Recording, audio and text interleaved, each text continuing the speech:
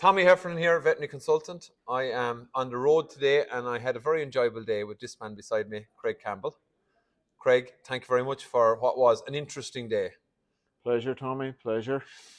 Craig, I have prior to today I'd come across you. You had ventured online. Some people might know you on Instagram, and I'll tag you in on this.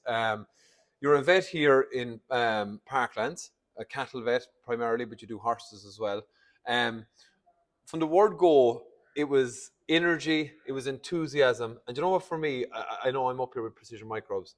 I love meeting enthusiastic people who are passionate about what they're doing. And you surely fitted that bill today. Can you tell people, I suppose, I've introduced you a little bit, who you are and where we are? So Craig Campbell, I'm working for Parklands Northwest up in the dairy area. So I'm basically just cattle, sheep, horses, just routine general practitioner.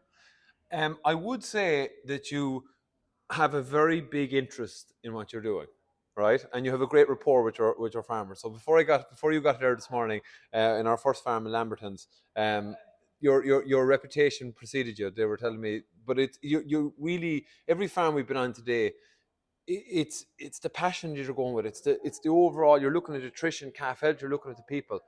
How do you maintain that for so long? How come you're still, as I'd say, as excited about the profession as you were probably when you started out?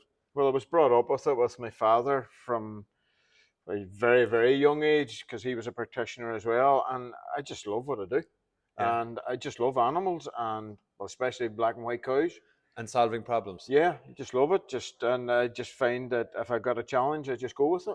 Yeah, I got that sense. And I think I have to mark that because it was a very enjoyable day for me because I feed off energy and by golly, you've got plenty of it, Craig. Yeah. Talk about calf health then, right? Let's talk about calf health. What are your kind of things? We were talking about calf health today. We visited a good few farms, all different. When you're going on to farms, what are the kind of things that you are focusing on with your farmers to really get calf performance, optimal calf performance? What are the things that the magic solutions that you see time and time again, management wise? Well, from basically where I go from as soon as the calf hits the ground, colostrum management, good quality colostrum, maybe on that colostrum 3-4 days, then onto their whole milk, and then the transition onto the powdered milk. Of course, we're getting all our different diseases, or rotavirus, or coronavirus, or cryptosporidiums, or coccidiosis. So our biggest thing then is vaccination. Next thing is the hygiene within the calving environment and then also within the calf pens and calf sheds. So it's just trying to get that niggled down, all those problem solving of where is their weak links, and then trying to enforce those to ensure that for next year we've got more calves on the ground, less deaths, less treatments, and better live weight gains. The other thing I would say about you, Craig, and you're going to be humble on the camera there, but the dynamics of the farm, the people, because we can talk all day long, is, every farm is different. We went in and we with different challenges, different setups. It is important as a vet, isn't it, to kind of understand that people management piece, to see where people are. We talked about it on several of the farms that we often don't get to perfection. It's about the small steps. What's your people management piece, or what have you come to learn on that? Well, you've always got to have a good relationship with your farmer, and it gets like the better your relationship, you know exactly what they're thinking. You know exactly how you can then enforce and push them to their limits with what's going to make their herd perform without them knowing it. Yeah, but you seem to have adapted that. Maybe it's a natural skill, but it is a very important skill. Maybe we don't get in college as vets, I don't think. It's something maybe you'll learn as you go along, but it definitely seems to be where we can move the dial the most, isn't it? Because we can make all the recommendations in the world, but we have to have that rapport, don't you? You've got to have a good rapport with your client, because if you don't have a good rapport, you could give him a list of 6 things or 20 things. He's not going to do it for you. Yeah. I suppose we're up here on Precision Microbes, and thank you for having us up on farm. Very different challenges and different things on each farm. So far, I know you're only starting out in the Precision Microbes journey. You've been happy enough with it.